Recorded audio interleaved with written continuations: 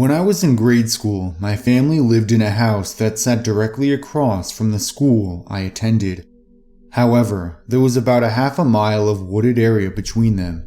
I was allowed to walk to and from school because it was so straightforward.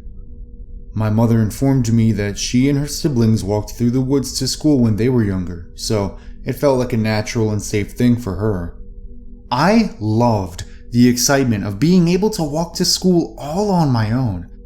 And I felt pretty at home in the woods, as I had been raised around them. The walk was pretty direct, with very little issues aside from a small but wide creek that I had to cross. The creek itself was no problem, it was the fact that on each side there was a steep bank that had to be scaled. It wasn't too terrible unless it had been raining. It had rained the day before, so my steps, which were normally loud, were fairly silent. This might have saved my life. It at least saved me from something terrible. When I reached the creek, I was in my own little world. I was thinking about a science project we had to do at school and whether or not I was fully prepared for my part in it. I was doing the supernova section and wasn't feeling very ready to make a speech in front of everyone, explaining it. Anyway, I reached the creek and dropped down the first bank with a slightly wet thud. I crossed over the water and began looking for something to grab a hold of to pull myself up with. There were usually roots sticking out to use. Before I could climb up the other side, I heard a noise, like people talking. I stopped and waited to see if I heard it again. I did. I heard a couple of boys talking, getting closer to me. I smashed myself up against the bank and listened for a minute. I don't know why, but something just told me to stay away, that something was wrong. The boys came so close, all the way to the edge of the creek bank, but they didn't jump down. If they had, they would have seen me in a flash. As luck would have it, there was an overhang that I was able to hide under. I listened as the boys talked. Yeah, she comes through here all the time. Should be coming around in just a minute. My heart sank. I was the only person that walked this trail to and from school, and they were in my direct path. That isn't to say that no one else was ever in the woods, but in all that time I used this trail, I had never seen another person. To get to the woods from my house, I had to cross the road and walk through a small flat area with no trees, and from the school side, I had to walk through the school's football field. Anyone from either side could have seen me going in or out of the woods easily. I stood there, plastered to the wall of mud, waiting for them to catch me, but they walked around a little bit, smoked a couple of cigarettes, and started getting frustrated. Where the fuck is she, man? You said she would be here, so where is she? Maybe she isn't coming to school today. Anyway, we gotta go or we're gonna miss our bus. The high schoolers caught their bus to the high school at the elementary school. This told me two things. One, they were obviously in high school, so much older than me. And two, they had some seriously bad intentions toward me. I heard them leaving, but I didn't dare move. I waited a good 30 minutes or so before I darted out of the creek bed and toward home. I will never know exactly what those two boys had planned to do to me that day, and I'm not sure I want to. So, creepy high schoolers waiting in the woods for a little girl, let's not meet.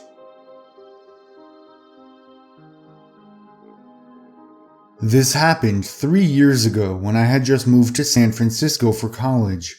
I was 21 years old at the time, and I had just moved to the Bay Area from a very small and safe town of roughly 5,000 in Europe.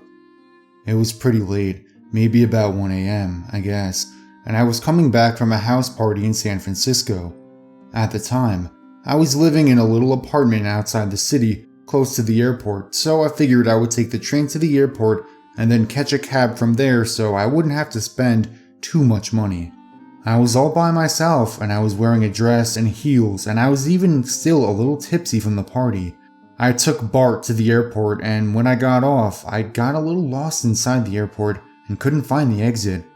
What I did find was one of those little airport trains, and I thought maybe if I got on, that it would take me to the main exit or entrance. I got on the little train, It started moving, and I immediately regretted getting on. The train was completely empty, except for me and a bald man who was probably in his mid to late 30s.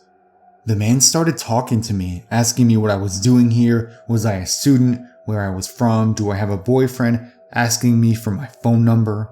I was a little nervous because I wasn't used to older men randomly starting up conversations with me, but I stayed friendly and answered his questions.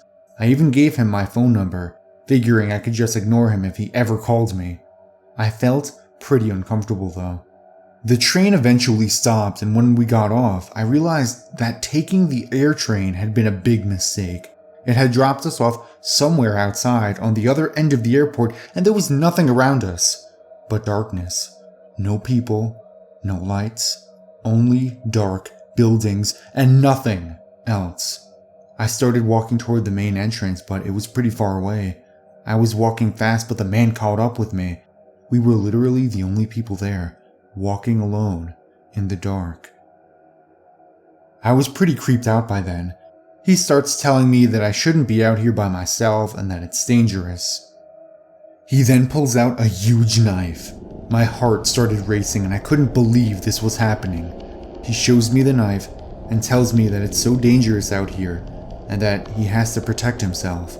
I don't even remember how I reacted. I think I nodded and said, okay. And then I just started walking a little faster. How the fuck did he think I was going to react? We're all alone in the dark and he pulls out a knife on me? My heart racing, I finally reached the main entrance of the airport and got in a cab right away without another word to the man. Thank God, nothing happened, but I was honestly very scared. Thinking back, this still gives me the creeps. When I laid in bed that night, still very much creeped out, my phone vibrated. He had sent me a dick pic.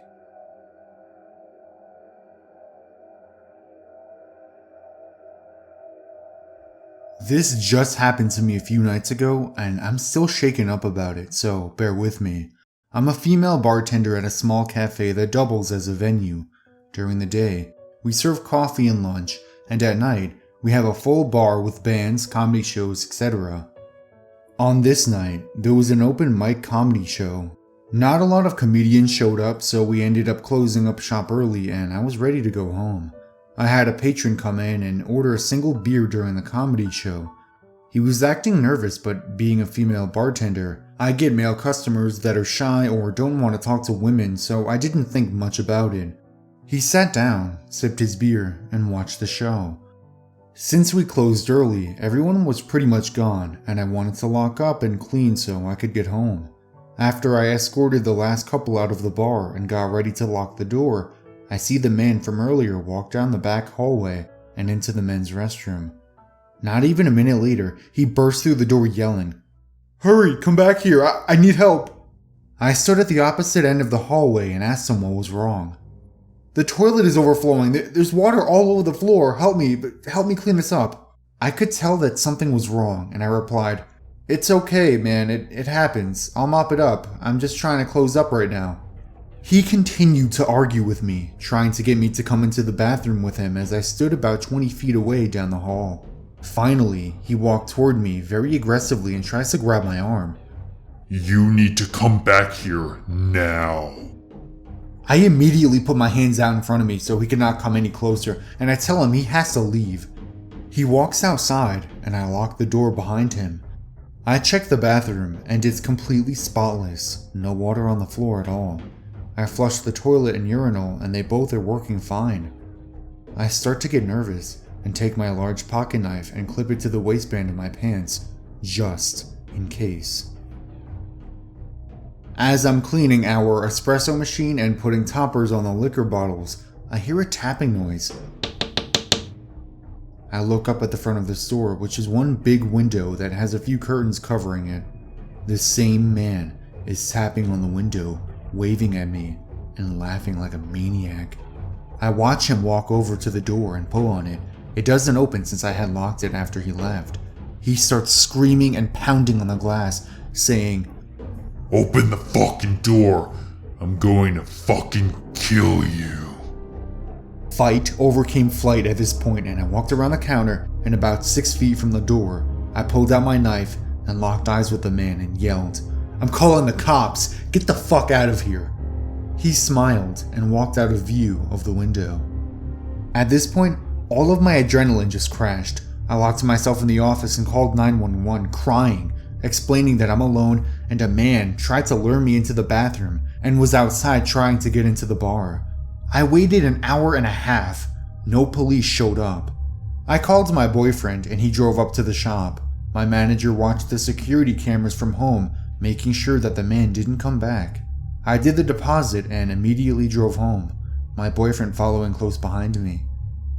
My busboy had been coming into work with me, so I'm not alone, and the managers have been keeping an eye on the security cameras while I'm working. So, crazy dude who tried to lure me into the bathroom to do God knows what to me. Let's not meet.